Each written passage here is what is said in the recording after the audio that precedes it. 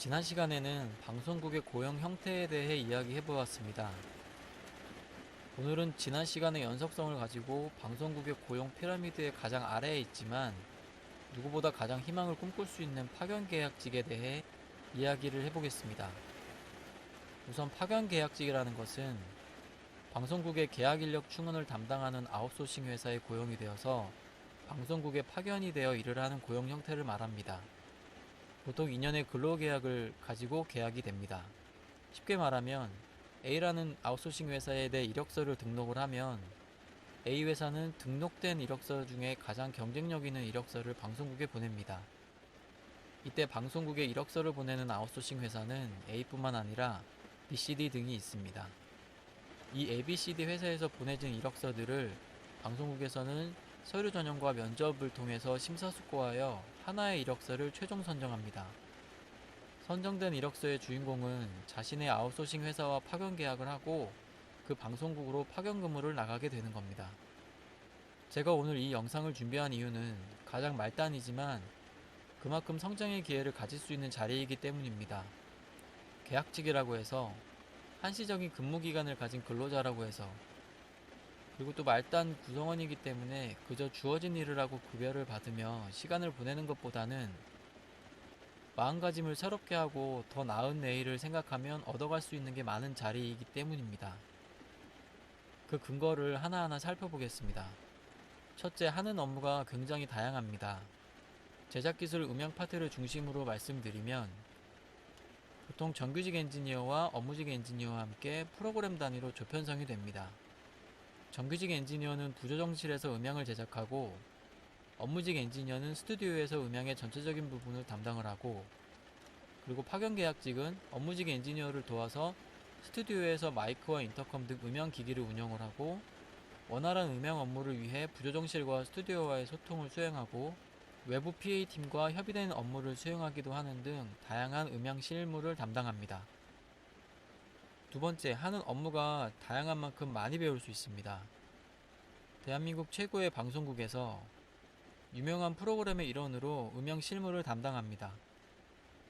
훌륭한 인프라 속에서 최고의 선생님들께 실무를 배우는 것입니다. 여러 종류의 프로그램을 겪어갈수록 그만큼 다양한 실무를 배울 수 있습니다. 방송 아카데미처럼 돈을 주고 배우는 것이 아니고 월급을 받으면서 배우는 것입니다. 물론 그에 따른 책임이 뒤따르고 자신의 노력이 무엇보다 중요하죠. 세 번째, 비교적 쉽게 대기업, 미디어 기업의 생리를 파악할 수 있습니다. 대기업에 입사하는 것, 미디어 기업에 입사하는 것이 얼마나 어렵고 어떤 노력들이 수반되어야 하고 동시에 운도 따라줘야 하는지 잘 아실 것입니다. 파견계약직은 비교적 쉬운 단계를 거치기 때문에 진입 장벽이 낮습니다. 그러면서도 거대한 조직의 구성원으로 하나의 사회를 경험해 볼 수 있습니다. 대기업이라는 조직은 어떻게 움직이고 미디어 그룹은 어떻게 소통을 해나가는지, 학교가 아닌 사회에서의 인간관계는 어떻게 해야 하는지, 월급을 받으면서 동시에 책임을 부여받는 게 어떤 의미인지 느낄 수 있습니다. 정식으로 취업하기 전에 이런 경험을 미리 할 수 있는 건 인생을 살면서 큰 도움이 될 수 있을 것입니다.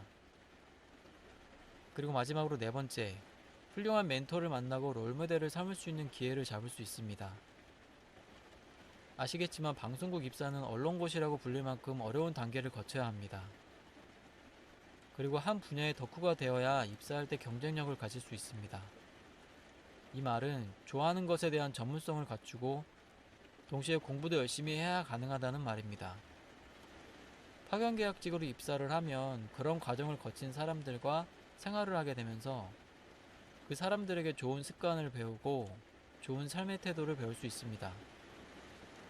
만약 방송의 뜻을 가지고 파견계약직으로 들어왔다면 나의 꿈을 나보다 먼저 이룬 사람들과 함께하게 되는 것이므로 모든 게 배울 게 천지일 겁니다. 어떻게 입사했는지, 어떤 걸 얼마나 어떻게 준비를 했는지, 입사 후의 느낌은 어떤지 이런 것들을 친한 형 동생처럼 쉽게 대화 나눌 수 있을 것입니다. 그러면 나의 꿈을 이룰 수 있는 길이 훌쩍 가볍게 느껴질 수도 있습니다. 지금까지 방송국 파견계약직이 하는 일과 파견계약직의 장점에 대해 말씀드렸습니다. 물론 방송에 뜻이 없으면 시간 낭비일 수 있고 기회비용을 잃는 것일 수도 있지만 어차피 그런 분들은 파견계약직으로 채용이 되지도 않을 겁니다.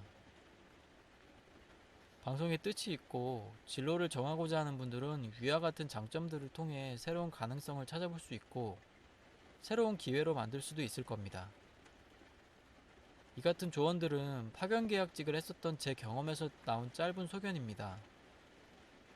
저는 이것이 계기가 되어서 목표를 더 확고히 할 수 있었고 파견계약이 끝나고 4년 뒤에 방송국 정규직 엔지니어가 될 수 있었습니다.